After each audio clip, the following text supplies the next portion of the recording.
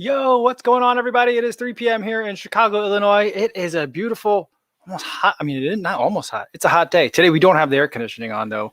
We're being good Midwesterners and not turning on the air conditioning in April today, at least today. We'll probably turn it on later today. We'll see. But it is nice out there, enjoying the summer-like temperatures. It's like 80 degrees out right now. And yeah, it's time for another live stream. How you guys doing today? I am I don't know. I'm mesmerized because this light. I have a feeling this light is going to cause us some focus problems today. So we'll see. We'll see. We'll see how it goes. Let's say hi to everyone listening on the podcast version for today. Hopefully you guys are doing well. I got some coffee with me. You guys are going for a run. I think that's a good combo. And everyone watching this on YouTube after the fact, not live, welcome. Hopefully you guys are having a good day. All right, let's see who was here, everybody. We got Ennis coming in first today. Says, hi, Kofuzi and everyone. Got my first vaccination this morning. That's awesome news. Great to hear that, Ennis. Awesome. A nice steady 5K with Pip after work. Zone 3.5, 7-minute miles. VO2 max still 61. And the zone 2 runs are working. Awesome. That's cool to see that. And so you got the vaccine in the morning, and then you still went for a run today? You're not going to take any time off to kind of like let that settle in or anything? I know a lot of people have been taking like 1 day off for the vaccine and then for the first shot and then like 2 days off for the second one. That seems to be like the consensus, like the anecdotal consensus, but we'll see. I just heard from my running buddy today. He got his first shot of the vaccine on Friday, I think he said. So we're rounding the corner, and in Chicago, in line with like the, Biden's kind of like national goal of everyone being eligible to take, everyone 16 and over being able to get the vaccine on April 19th, Chicago will be opening up vaccine appointments to everyone 16 and older, including me. They didn't say that specifically, but it also includes me. April 19th. So 12 more days. 12 more days. We're getting there soon. Philip Bourne is here. Says, good day, everyone. Only passively listening in while I'm dreaming about running. That's okay. Awesome. I'm glad to have you here. And JC said it's a busy day and he came here to rest. Nice, nice. Terrence says, hey all, inspired by Kofuzi's video, I'm going to run my Reebok Float Ride Forever Energy 1 tomorrow. Nice, nice. I do like that shoe. I mean, there's nothing that like jumps out at me about why I should like it, but it works. It reminds me a lot in a lot of ways. Maybe not exactly in like how they feel underfoot, but in a lot of ways, it reminds me of the 880 version 11. It's just like, there's nothing super fancy about it, but you don't have to think about it. It's just there and you're running and it's good. So that's kind of like one of the things I'm liking about that shoe. Emma says, hey all, happy hump day. What's going on, Emma? Good to see you. Luis is here. It says, yo, what's going on? David Prabhu's here again. Good to see you again too, David. Jeff Elliott. Hello, everyone. Kevin Yang says hello. Martha's here as well. Awesome. We got everybody's here today. And everyone who's new, if you're new here today, welcome. If you came here with a running question, feel free to put it right into the chat. I'll get to it eventually. If you don't hear me like get to it right away, feel free to put it in a second time. And I don't mean to make you guys repeat yourselves, but sometimes I just miss it. But there's no structure today. We're all just hanging out. I'm enjoying a cup of coffee, an afternoon coffee. I gotta say, I've been trying to give up that afternoon coffee, but it is my favorite cup of coffee maybe my second favorite cup of coffee of the day. The first cup is always, of course, the favorite one, but the second favorite is probably this afternoon, the last cup of coffee for the day. So we're just hanging out. All right. Adam says, hello all, trying a few stride structure workouts and finding myself constantly looking at my watch in comparison to running to pace or heart rate. Any tips? The novelty will wear off. So once you get a feel for like what the different power numbers are, if you haven't run like looking very closely at the power number before, it's going to be new. And so you're going to try to be like, well, how am I in the right spot? So that's natural that you'll look at it a lot. But like once you kind of get a feel for what they are, you'll put it away a little bit more. I analogize it to like when you first get your GPS watch and you're like, well, I can see my pace at any time. That's cool. Because it used to be that I would only look at my power number after the run. Right, I would do whatever like the watch said. If I had a structured workout in there, or if I was trying to do a workout by pace, I would look at that, and then the power number was whatever the power number was at the end. So it's a little bit different to use the power number this way. So we'll see. I don't know. I lost focus for a second there. We'll see. We'll see how it goes. But yeah, so give that a shot and let me know how that goes. Today I did another workout from the Stride library. I did a 3x2, 3 times 2 miles between like marathon and half marathon pace. So like the first one at marathon power, and then the last one at half marathon power. I ended up going out a little hot on all of them.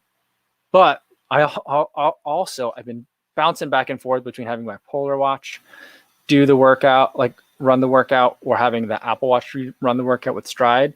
And I forgot to bring the Stride back to the Apple Watch. So like I had all intents of running the workout that way, but I actually just ran it from the Stride. But it was an easy enough workout to run from the Polar Watch, because I just knew like what the power numbers were supposed to be. I did have to kind of like mathematically figure out, all right, I remember this workout said 92 to 97% of my critical power. And I was like, what's 8% of 286? So I kind of guessed. I think I got it right. But yeah, that took up the entire 20 minutes of warm up for me to try and figure out that number. Looks like my mom's here. Hi, Mom. How are you? Chris McLean is here as well. Cameron McBride. Good to see everybody. All right, I'm going to skip down towards the end of the chat because I think I'm a little bit behind. All right. Let's see. Dr. Rami says, it's my first run commute of the year. Dry on the way in. Looks like it'll be pouring on the way home. Yeah, that happens. That happens with the run commuting. The weather becomes, much more important when you're doing that. So that could be a tough one. I hope you stay dry. I hope the weather holds off until you get home. All right. Dara Singh says, anyone drink ginger tea in here? It helped me lose a few pounds, and I got quicker in the last few months because of it. I know like a lot of people do drink ginger tea. I'm not a big fan. I don't like the flavor of ginger. It's just very off-putting to me. So I have a hard time with ginger flavored things. And Seek Your Elite says, sent an Instagram message on Stride and why your zones become incorrect. Oh, okay. Awesome. I did notice on mine, I don't know if this is what you're talking about, SYE, but on my race calculator, like it was giving me like a completely wrong number for my estimated time for my races. So it would say like for like the 10K that I did, it was like, run it at like 287 watts, which felt like the right power number for me. And I felt confident, and I did try to run it at that power number. But instead I would come in at a time of like 32 minutes. And I was like, that's definitely not right. But I think that since I started doing more of the workouts in Stride and recording directly like from Stride to the Apple Watch and like that, instead of having it go through the Polar Watch and then having that Polar data push down to Stride, I think there was something in that kind of like messed it up a little bit. And I talked to Evan Shorts at Stride about it, and he was like, you just have to like make sure you sync your Stride like directly with your phone every once in a while to do that. And so I did that, and since then it wasn't like right away, but like the last time I looked at it, right before I made the latest Stride video, it did seem to correct what the estimates for my time were. And the estimate for my time for 10K at 207 watts was 40 minutes and 15 seconds, plus or minus a few seconds. And I was like, that's bang on. It's pretty much exactly on. And then for 5K, it was pretty much right on as well. And so like, it wasn't just that it like cheated and looked at my last 10K, but like, I feel like whatever like data hitch, Evan explained to me as it was looking at like a different table, and there's an algorithm for figuring out which table to look at for your paces. But now it seems to be looking at the right one. So that one is correct, but I'll take a look at that message. I've been not as great about checking my Instagram messages. So some of you guys who used to communicate with me a little bit better are kind of aware of that now. I get a lot there, and it's the main reason why I stopped posting stories, because on Reels, people interact with you in comments, but there's no way to do that in Instagram stories. So you have to DM people. And so like, it just became like a flood of stuff, and that was great. It's great to see that like kind of interaction and that people are connecting with the content, but then I just kept getting buried in it. And I always felt behind, and it started to really feel like work to just like check and stay up to date on it. So like, that's the main reason I stopped doing stories and moved over to Reels. I like that. But I'm still just not hugely a fan of Instagram stories or Instagram DMs, but I try to check them because there's a couple of like there's a couple of brands that I work with. They only talk to me through Instagram DM for some reason. So I got to do better on it. JC says, what are your thoughts on espresso before a race, like a 5 or 10K? Not a lot of volume with a good jolt of caffeine. Sounds like a decent strategy. I think it's fine too, as long as one, you can have an espresso. I mean, I suppose you could put it in like a water bottle or something and have it and just like chug it down. But I mean, and then it would help with potentially having too much fluid on board from like like having to go to the bathroom perspective. But I mean, if you're going to do that, I'd rather just have a nice coffee in there because then you could sip on it a little bit because I enjoy the taste of coffee. The other thing, and I just got an email from Amit over at Unived. They're sending me some new stuff, and he gave me a preview of what they're sending. One of it is a product that I was just actually looking at on the website the other day. They sell caffeine strips. I don't know if those are like Listerine strips and like they just dissolve when you put it in your mouth. I'm not sure exactly what it looks like, but I was thinking about like, oh, that might not be a bad, because what I like to do now is I like to take a gel with caffeine in it right before I start work on like on a workout. And I've been really enjoying that just for that little bump, for the focus part of the caffeine, the little bump, just helping me make sure I'm not like, when things get hard, my mind tends to wander. And then I suddenly find myself working hard, but not moving fast. It's something that I realize that I do. So like, I've been more interested in using caffeine to kind of help me with that, even if it's a placebo or just like, a mental crutch, but I've been thinking about that. So I'm interested in trying out these caffeine strips for the same reason, for that caffeine. So, I mean, my concern about it is what it does to the heart rate, of having too much caffeine in there. It just makes you jittery and stuff. And I don't like that feeling normally. And I really don't like it if I overdo it on the caffeine when I'm running. But it's really hard for me to overdo it on caffeine when I'm running. The only time I've ever done it is the Martin caffeine gels. Whatever caffeine they have, it absorbs in my system real fast. So I get like all 100 milligrams of that caffeine right away. That's the only one that makes me jittery. But yeah, I like the idea, and it's something that I've been curious about too. But I also feel like the effects of caffeine, like a little bump of caffeine every once in a while in a workout, tends to go away pretty quick, I think. So I feel like I like the idea of having it more frequently. So having a little bit in a gel, I think, is probably the best way to go with it. All right. Frank says you should get a caffeine patch that you stick on like a nicotine patch. Do they make those? I'd be interested in that. All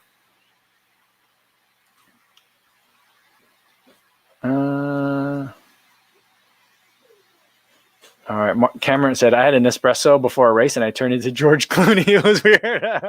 That's funny. Did you then have a craving for Migos? Was it Migas or Migos? His tequila after that. That's funny.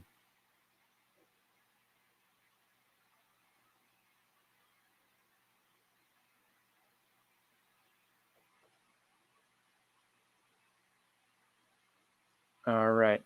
Carrie Smith is here. Says, yo, what's going on, Kofuzians? Good to see you, Carrie. Corey says, hey, Co, I'm really enjoying the Polar Vantage M2, especially paired with the OH1. Glad to be on Team Polar with you. Polar Flow is best for analyzing. Well, I'm glad you're enjoying it, Corey.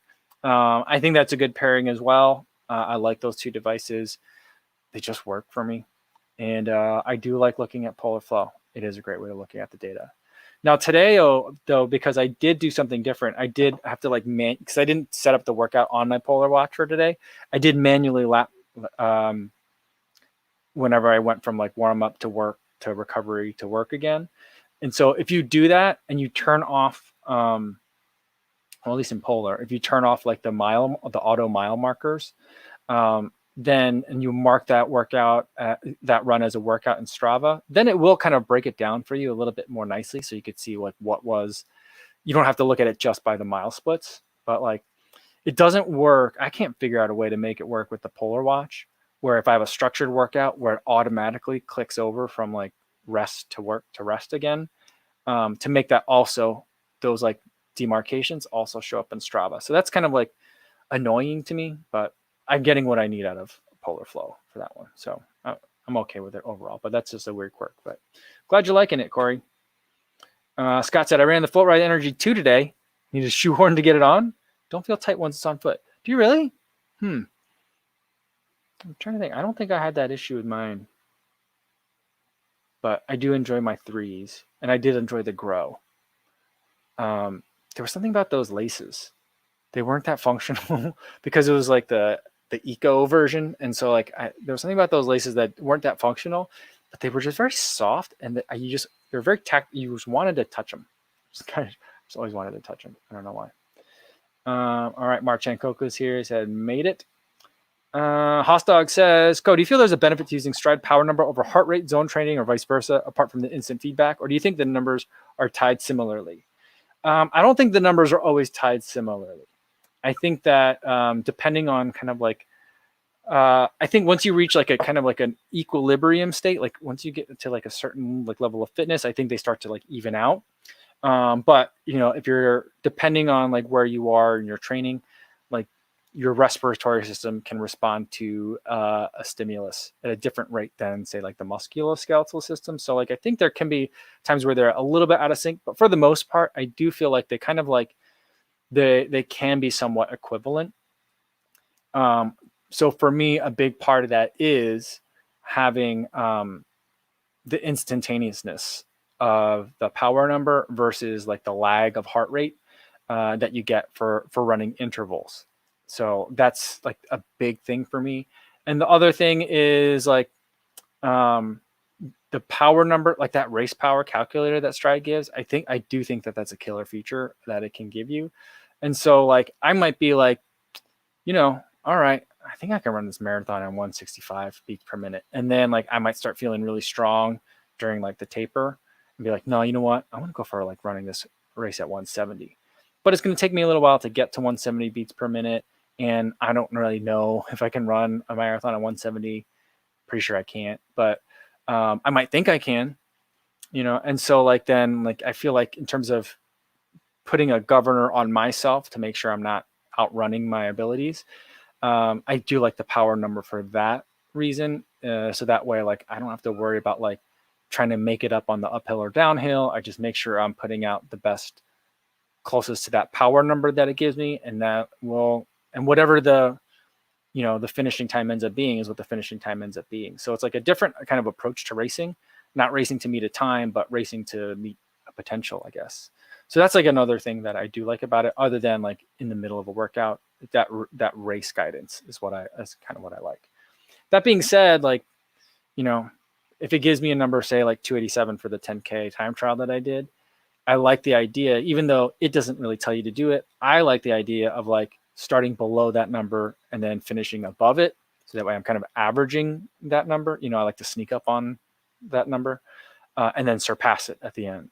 So like, that's just something that I know that I like over time that I figured out. But yeah, so like, I think there's more to it than just that. I mean, it's another way of looking at it that I think is the more I think about using pace as like how to figure out like, how to like dictate a workout, the less I find it to be useful.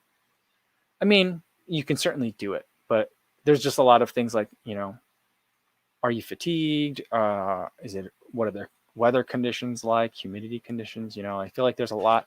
I think being able to look at all three of those, and kind of use one to like spot check the other is kind of a useful thing as well. So one of my favorite watch faces that I have set up, I can look at kind of like lap distance, pace, power, and heart rate all in the same kind of thing.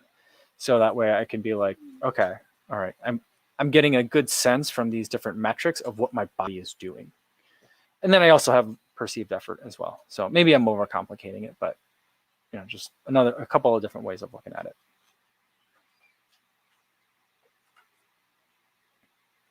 All right. Mark says, Energy Float Ride 3 or Saucony Ride 13, similar sneakers, which way to go? I saw the comment on YouTube. I just answered it like right before the live stream, Mark. But I think they are similar sneakers because they are like a little bit firm, but you could just run on them for a long time. So that's another one in addition to like maybe like a good triple comparison would be like Float Ride 3, Ride 13, and like the 880 version 11. Because I feel like those all kind of have like similar characteristics where like overall, it seems kind of like it looks underwhelming. No one's going to be like, yes, this shoe finally, the new version came out. But there's people that are going to be like, man, I ended up really loving that shoe. I ran so much in it. And they just, good, quiet performers. And I like it. The Ride 13, I think, has a lot more going on in the back, like in that heel cup area. There's just a little bit of structure there. I feel like there's a little bit more rigidity in the back of the heel. So if you are moving around, I'm not saying it's not like a structure shoe, but like Saucony shoes like to have like that hint of stability in there. So like I feel like there's a little bit more kind of like a guiding hand in that one. I remember the Ride ISOs. Those I felt like the shoe was fighting me. I always felt like it was trying to make me run in a certain way, and if I didn't, it would just feel real awkward at times. But the Ride 13 kind of fixed that. It let me know like what it wanted without like forcing me all the time. So it was kind of like, you know, it was letting me know when my stride was getting sloppy. But I do like that one too. But I think other than like whether you may or may not want that heel stuff structure in the back, the other thing to think about is I think the Ride 13 does a better job at very long runs. So like over the half marathon distance, I think that the Ride 13 would be my pick. I think there's just a little bit more comfort to it. All right, let's see what else we got here. John is here, says, hey everyone, what's going on? Good to see you again. And JC says, I use the Science and Sport caffeine gels. They don't taste so great, but tolerable. I like the, which one do I have? I have like I think it's like a lemon lime flavor. And it's got caffeine in it.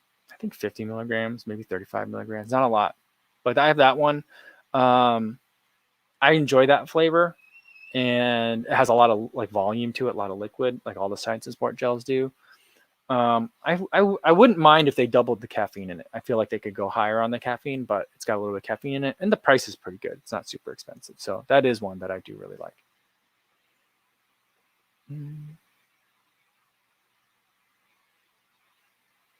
And Martha says, whatever's in espresso, it doesn't make her jittery. 2 shots isn't close to what 1 cup of regular coffee feels like. Oh, that's interesting.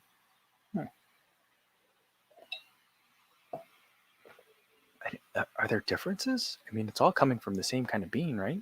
Maybe it's the roast. The longer you roast, the more the caffeine gets pulled out of it, right? So, but you're using so many more. I feel like you use so much more grounds per shot of espresso than you do in a cup of coffee. I'm not sure how that works, actually. Timothy Bett says, for those Ride 13s, they worked out really well as a daily trainer for him. Very durable, almost 500 miles. Nice. I mean, it's a tank. It's a workhorse, you know? It's a tank, not in a bad, like, chunky way, but, like, man, it's just going to take whatever you throw it at and just roll right over it. It's nice. All right. Let's see. We got a couple of good things in here. Corey says, hey, Co, what's a morning routine to get out there so consistently? I feel like I need to, back in the day with coffee and have trouble just jumping into the run.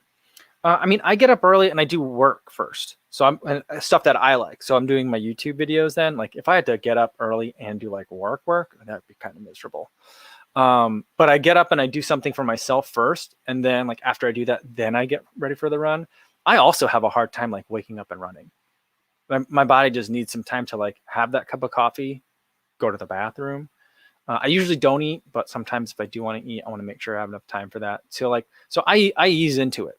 So like I think my trick for me, it takes more time, which, you know, it's already asking a lot of people, but I think the best way to succeed at it is like, well, I guess 2 things. One, give yourself a little bit of time. So you're not like going to bed in your running clothes and have to run out of like throw off the covers and start running. Like that doesn't work. Like the quick transitions don't work for me anymore.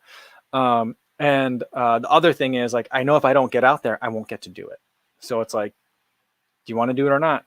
You know, now or never, you know? So that's kind of like it too. There's always that kind of fear of losing it. Not being able to go for that run, that also gets me out there too.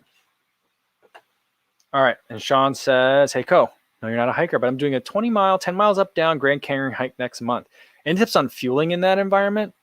I don't know. I was just watching Sandy's video, Sandy and I Paper's video on, they were just in, well, she was in, the video was from she was in Arizona, but she mentioned that she and her sister were on a road trip and they were in the Grand Canyon.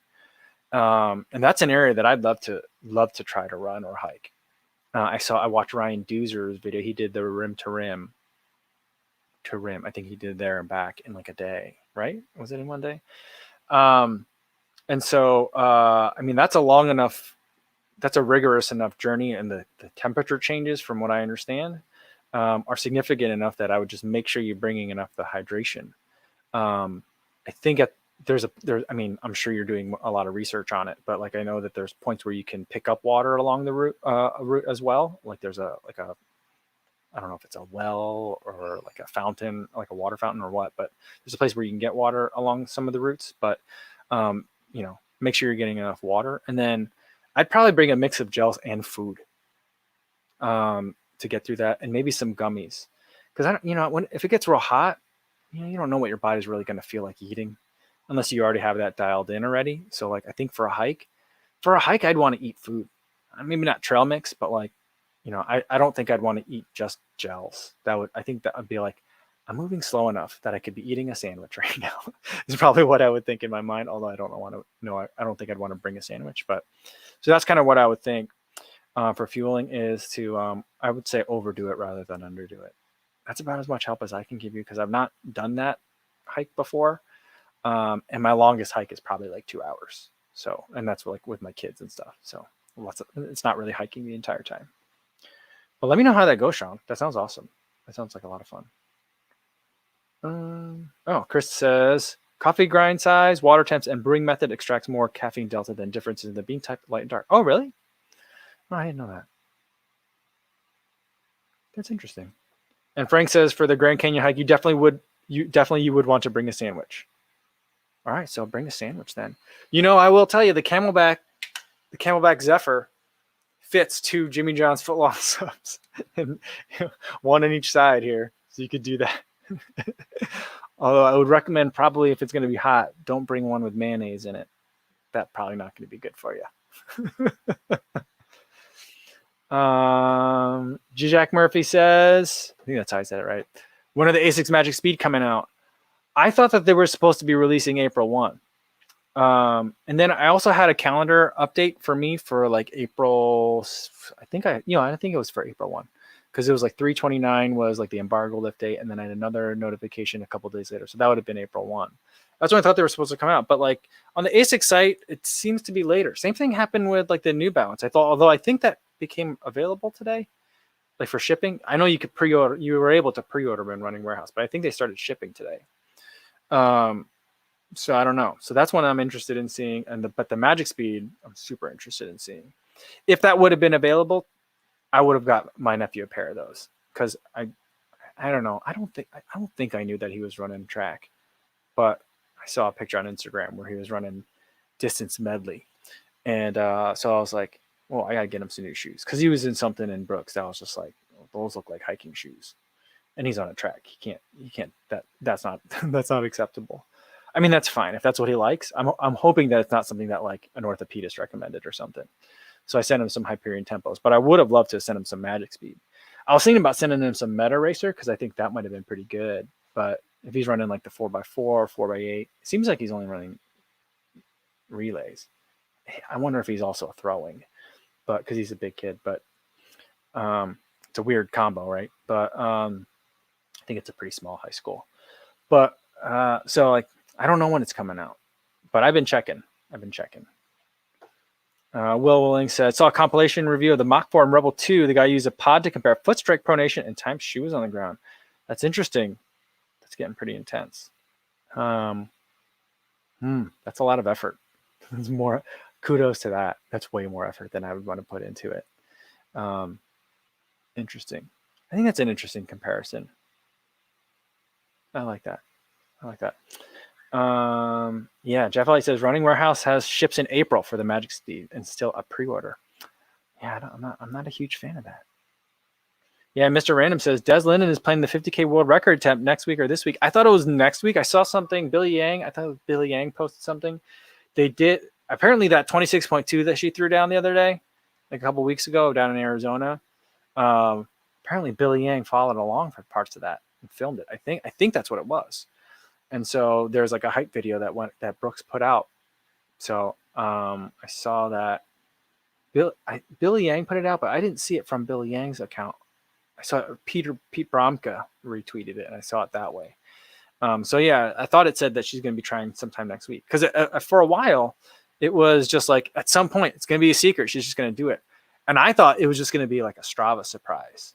It's just going to be like one day, like boom, there it is. And then we'll have found out later that like, oh, by the way, it was like, USATF certified 50K and all that kind of stuff. But yeah, I'm not sure like what, like it's not like it's an FKT, right? So like if it's going to be a 50K world record attempt, does it have to be a real race? So there must be a race that she's in, right? I don't know. I'll have to look further into that. And secretly, Jody said I missed a super chat earlier. I did. It didn't tell me that. I'm so sorry. I'm so sorry that I missed the super chat. My mistake. My mistake. Oh my goodness. I'm so sorry about that. Let me see if I can still see it.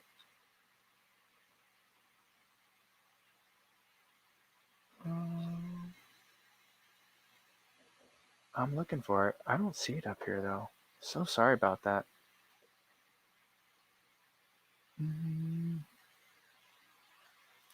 Chris McLean says, Revies do the caffeine strip? I don't know what that means. Tastes kind of funky though and stick to the roof of your mouth. Oh, okay. I'm looking forward to trying them. And Albert Nevera says, any chance of reviewing the New Balance Fuel Cell Rebel 2?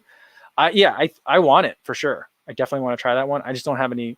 I haven't ordered them yet, and no one's talked to me about them yet. So like, I think it seems to be like it's going to be one that I'm going to go out and get, which I'm totally cool with. In a lot of ways, I'm starting to prefer it. But yeah, we'll see. We'll see. Hopefully, I'll get it soon. I think I'm going to get the color that like Thomas, I believe, in the run has. What was that? It was like a mango. Is it a mango? It looks mango to me. I don't know if they're calling it mango though. But I like that one. The black one, I just don't think looks right. Yeah. Sometimes New Balance has a hard time making like New Balance and Saucony have a hard time making just a decent black shoe sometimes. Like it's like, New Balance, can you make me a normal black shoe? Here's the 1080 version 10 zebra print, And it's like, oh goodness. So, or like Saucony, it's like, can you make me a nice black shoe? Dia de los Muertos version. And it's like, oh man, what are you doing? Can you just make a black shoe? So, have you guys seen that one? There's an Endorphin Speed, or is it? No, it's a Shift, Endorphin Shift, a Dia de los Muertos version. It looks really weird. I don't love that one. Corey Allen says, I use coffee with a heavy whipping cream as a good way to go into fat burning mode in the morning. Oh, works pretty well for Mav. That's interesting. I mean, I feel like that's tasty. My wife and I call that weekend coffee. Well, if you froth the milk, then, don't froth it too much if you're using your whipping cream because then you won't get whipping cream. But yeah, it's tasty. Tasty. Cuts through that acidity really nicely. Yeah. Can't do that every day though. The dog is lurking. And I think he I could tell when he's looking for like any of the food, and if there's any food that the baby left out somewhere. He's searching for it right now. I could see him. That dog. That's why he barfs so much, I think. All right. Jesper Eckell says, got the Float Ride Energy 3 yesterday. Did my first run today. I hope you like it, Jesper. I'm just really surprised by it. Especially, I mean, I'm not trying to encourage them to charge more for it, but at the $100 price point, man, that's good. I mean, I don't know. Maybe I will do that, like $100 roundup, because I feel like every brand has a $100 shoe, and we'll see which ones are good. I don't know. I'm not super thrilled about it, but I think that could be a good video.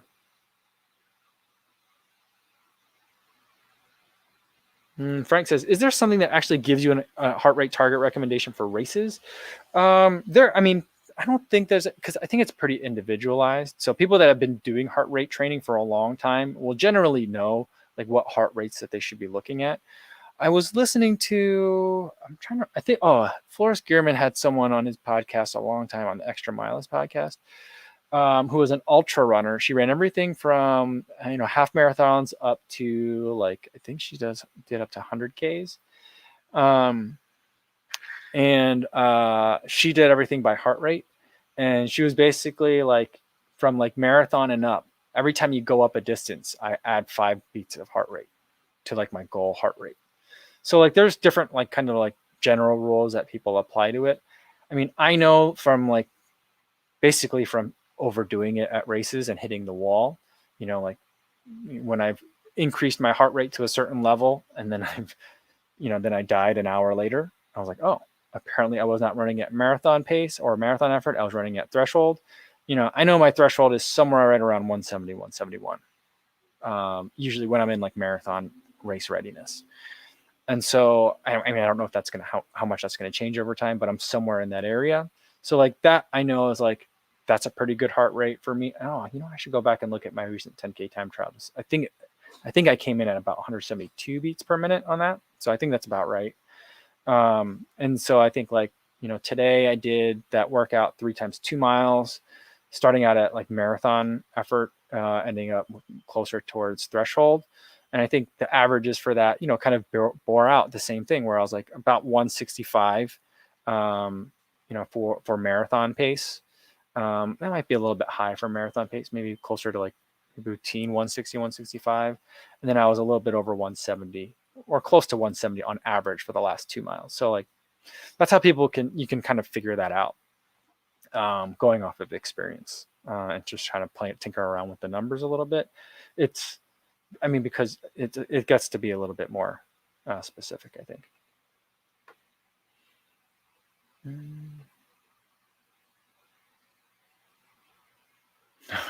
Steve Ehrenberg asking Martha about, are you guys talking about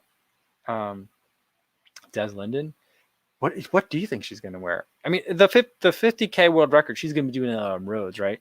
So I think if she's doing that on roads, I think she's doing that in the Hyperion Elite 2. Or maybe a prototype. Maybe a Hyperion Elite 3. I don't know. That'll be interesting to see.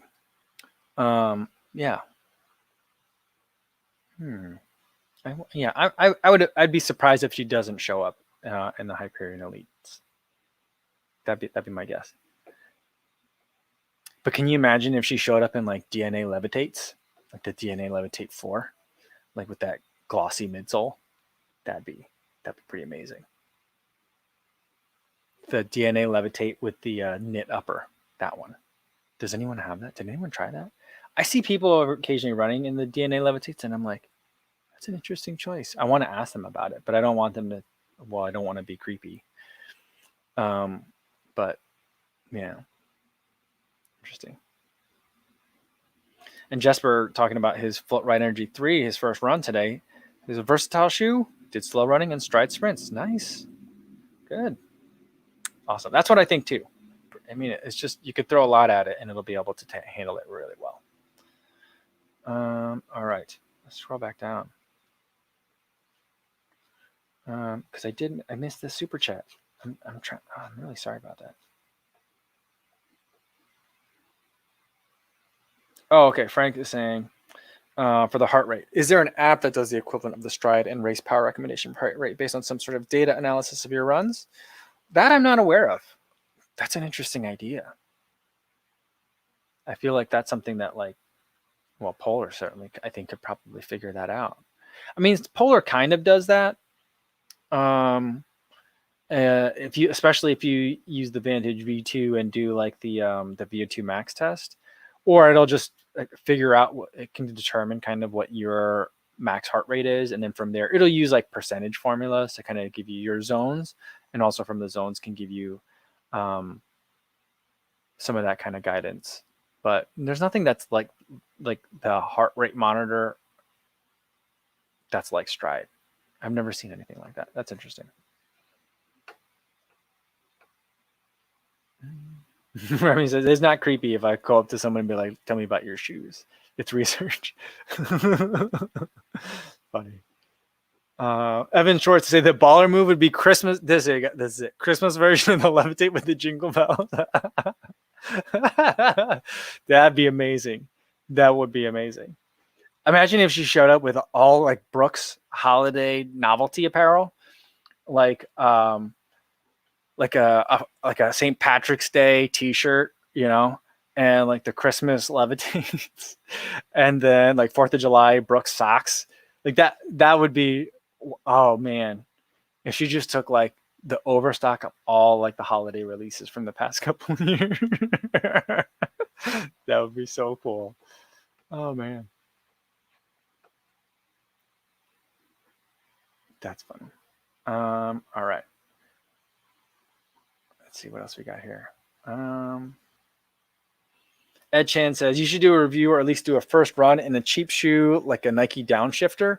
Oh, that's, I mean, yeah. I mean, if I were to do like the $100 like challenge, I mean, because I do think that there are good $100 values out there. But then I would think I would need to probably buy like 8 different pairs of shoes. It'd be an expensive video because I would want to do that and also like 4 $100 shoes and then like retail 100 and then 4 shoes that I could get for $100. You know, which is like what I would usually rather have people do. So that'd be interesting. Sean says, Mike, how good does it feel to hear the white noise of Wrigley again?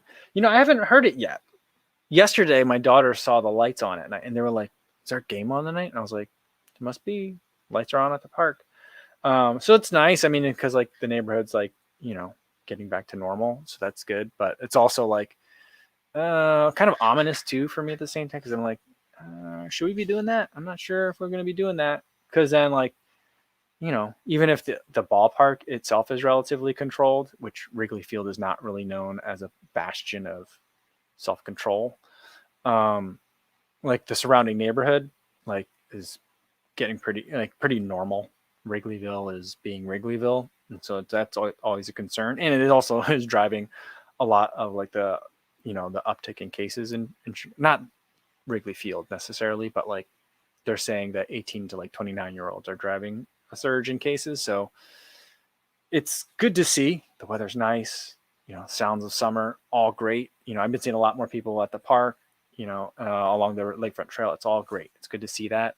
I like to think that everyone's getting vaccinated and feeling good, but you know, there's another side to it too. So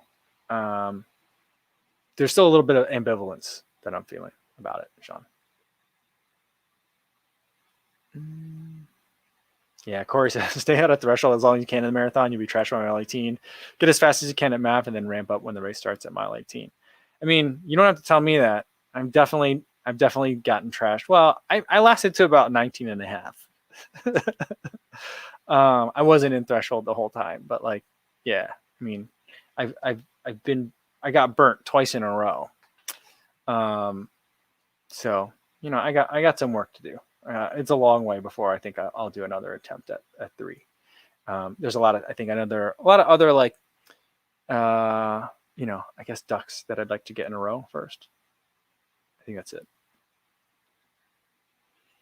Jeff Elliott says, seems like heart rate should be lower for longer races. You're right. I don't know I don't remember exactly how I said it, but I said it the wrong way. It goes down 5 heartbeats for every distance she goes up. Sorry about that. Yeah. Corey says the Topo Athletic Cyclone in Volt looks like the perfect shoe for Coda review. Since he likes Ultra Escalante, they may work. I've been looking for a Topo to get into. But I've always been kind of like on the fence of like, do I get the Daily Trainer or there's like a faster one? Which one is the Cyclone? Is that a faster one? I do need to get. It's been on my list, but I also just bought like 4 or 5 pairs of shoes, and I just got so many shoes in the closet. And on the other good note, I just bought like 4 pairs of shoes, and I think I just answered a whole bunch of emails today, and so people are sending me, I think 3 more pairs of shoes from a couple of different companies. So lots of reviews coming up. I got so much running to do, which is great. I love having this problem. But yeah, I'm like, I don't want to miss a shoe like this Cyclone if you think it's going to work. But I'm also like, I have so many that I still need to pay attention to still. So I don't want to spread myself out too thin. That's like my concern. All right, let's do a couple more and then I'm going to get going for today. Chrissy says, might soak my insoles in a caffeine extra and see if during a long run I get some boost. I feel like if you did that, you would feel like trash in the because I feel like your feet would soak up that caffeine, right? That's possible, right? I'm not imagining that. That's a thing that can happen. But I feel like if you did that, you would get it all in the beginning. So just like, I think it would just like totally screw you up. During if you were doing if you were doing like an ultra race where you were switching shoes in the middle, that's where I feel like I would like that. But I feel like I would only really resort to that if you're someone that gets GI distress, like in a longer race, and you're like, I want caffeine and I want nutrients, but I just can't take them in because my stomach hurts, or I'll just vomit. That that might be the way to go. Or I mean, basically, caffeine patch, right? They should make that.